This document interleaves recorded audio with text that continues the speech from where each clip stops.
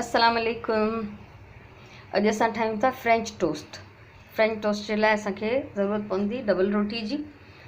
ही डबल रोटी कुझु स्लाइस मूं विच मां कटे ॿ अध करे रखिया आहिनि ऐं हिन खां वधीक खपंदा, पर फ़िलहाल मूं एतिरा कटिया आहिनि। ही 2 बेदा आहिनि मूं वटि। ही पीठल खंडु आहे। अगरि तव्हां वटि पीठल खंडु न हुजे त तव्हां सॼी खंडु बि इस्तेमालु करे सघो था, पर पोइ उनखे ॻाढ़ण जे लाइ थोरो तव्हांखे वधीक देरि टाइम लॻाइणो पवंदो। ही तक़रीबन 1.5 कप खीर आहे। ही थोरो ज़र्दे जो रंग आहे, चमचे जी हिकिड़ी चोटी भरे कढी आहे। ऐं ही आहे वनीला एसेंस, जंहिंमां मूं 2-3 ड्रॉप्स मुश्किल सां कढिया आहिनि। तेल आहे ही तरण जे लाइ ज़रूरत जे मुताबिक़ इस्तेमालु कंदासीं। सो सभिनी खां पहिरियों असां हिन में विझंदासीं, असां प्याले में हिकिड़ो वॾो प्यालो खयो आहे, ही ज़र्दे जो रंग। पोइ हिन में विझंदासीं थोरो खीर, छो त अगरि घणे खीर में ही विझिबो त पोइ ही चङी तरह सां मिक्स न थींदो आहे, हिन जूं ॻोढ़ियूं रहिजी वेंदियूं। इन करे पहिरियों थोरो खीर विझी हिनखे तव्हां चङी तरह सां मिक्स करे छॾियो त जीअं ही रंग जेको आहे हिन में मिक्स थी वञे। तो ही रंग असां हिन में मिलायूं पिया। ही रंग हिन में चङी तरह सां मिली वियो आहे, छो त अगरि ॻोढ़ियूं रहिजी वेंदियूं त उहो ॾिसण में बि ख़राबु लॻंदो आहे ऐं इहो सही न आहे। चङी तरह सां कलर जेको आहे उहो हिन में मिली वञणु घुरिजे। उर्दू में ॿुधायां थी, ही फ्रेंच टोस्ट बनाने के लिए ये कुछ ब्रेड स्लाइस हैं, 2 अंडे हैं, 1.5 कप दूध है, पिसी हुई चीनी है आधा कप।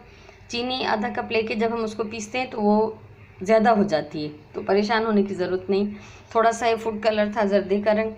वनीला एसेंस है 2-3 ड्रॉप्स। ऑयल है तलने के लिए, ठीक है। सो सॼी खंडु जेकॾहिं तव्हां विझो त तव्हां थोरे खीर में उनखे अधु खीर में उन खंडु खे गरम कयो। गरम कंदो त जल्दी ॻरी वेंदी। पोइ उन खीर खे ठारे पोइ बाक़ी खीर ऐं बेदा फेटे उन में विझो। हाणे असां ही रंग फेटे मिलाए चुका आहियूं हिन में। हाणे असां हिन में ही 2 अंडा 2 बेदा शामिलु कयूं था।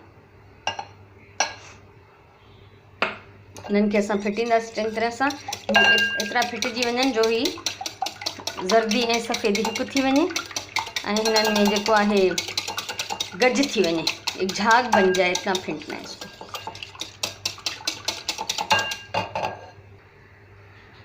ही अंडा फिटिजी विया आहिनि ऐं हाणे असां हिन में थोरो थोरो करे खीर विझंदासीं। अधु खीर मां हिन में मिलायां थी, थोड़ा थोड़ा करके दूध डालेंगे। आधा दूध मैंने इसमें डाल दिया है। अभी इसको मैं मिक्स करती हूँ दोबारा, वरी हिन खे मिलायूं था जीअं खीर ऐं अंडा हिकु थी वञनि।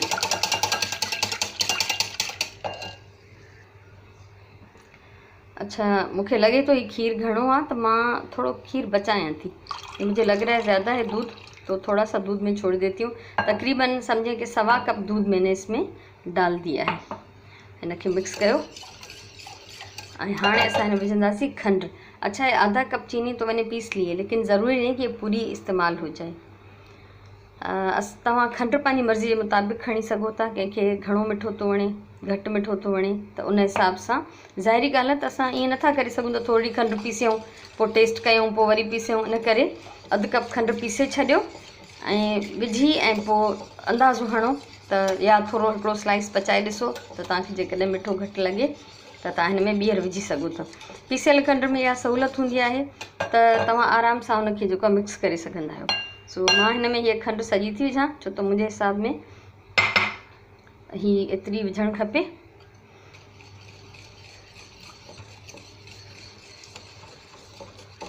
थोड़ी देरि हिनखे घुमाईंदासीं त जीअं हिन में चङी तरह सां ही खंडु मिली वञे। इन सां गॾु गॾु असां हिन में हीअ एसेंस बि शामिलु करे था छॾियूं, वनीला एसेंस जा 2-3 ड्रॉप्स।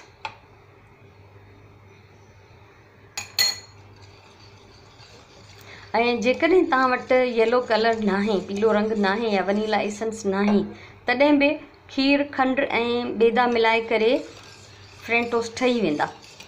अगर आपके पास वनीला एसेंस और ये येलो कलर नहीं है तब भी आपके टोस्ट बन जाएंगे, लेकिन ये कि इससे थोड़ा कलर अच्छा आता है और वनीला एसेंस जो है वो अंडों की जो स्मेल है उस पर थोड़ा अच्छा असर डाल देता है। वनीला एसेंस सां बेदनि जी स्मेल जेका आहे उहा दॿिजी वेंदी आहे, ख़तमु थी वेंदी आहे। सो ही असांजो बैटर तयारु आहे। हिन में असां विधो आहे 2 बेदा, 1.25 कप खीर, वनीला एसेंस जा 2 टे ड्रॉप्स ऐं अधु कप पीठल खंडु। हाणे मूं पहिरियों खां ई जेको आहे फ्राइंग पैन गरम करण लाइ रखियो आहे।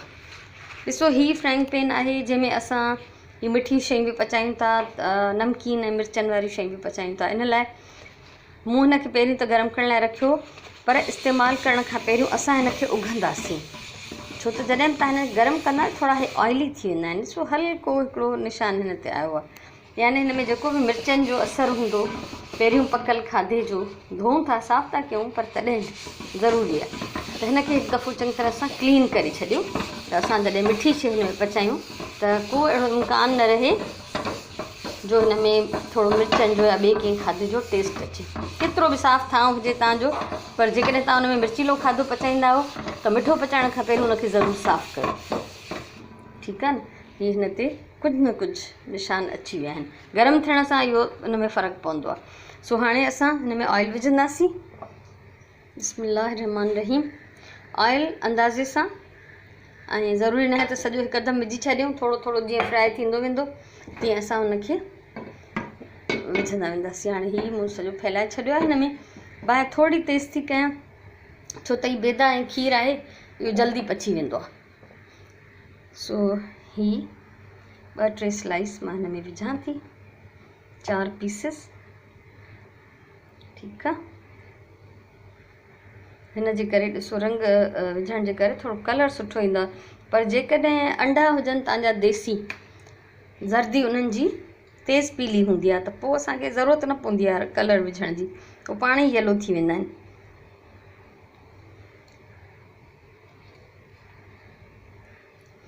सो हीअ असां हिकु हिकु करे फ्राए कंदासीं। तेल अञा मुंहिंजो घणो गरम न थियो आहे, फ्राइंग पैन त गरम हुयो, पर इहो इंतज़ारु ज़रूरु कजे त जीअं तेल गरम थी वञे।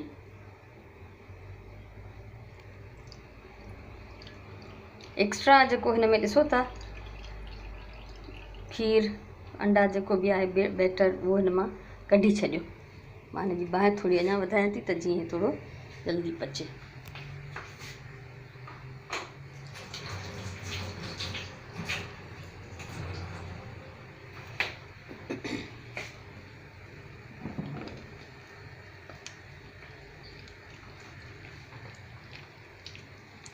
ये असांजा पचनि पिया। जेकॾहिं तव्हांखे हीअ रेसिपी पसंदि अचे त तव्हां हिनखे ज़रूरु लाइक कयो, शेयर कयो ऐं मुंहिंजो चैनल सब्सक्राइब कयो, छो त फ्यूचर में अञा बि मुंहिंजो प्लान आहे त मां तव्हां सां घणो कुछ शेयर कंदसि। अगर आपको मेरी वीडियो अच्छी लगी हो तो इसको शेयर करें, लाइक करें और मेरा चैनल सब्सक्राइब करें, ताकि आइंदा में जो कुछ भी आपके साथ शेयर करूं वो आप वो भी देख सकें। तो अभी ये फ्राई होंगे। ये पचन पे असां हिननि खे हाणे उथलायूं था। हिकिड़ो साइड हिननि जो थी वियो आहे।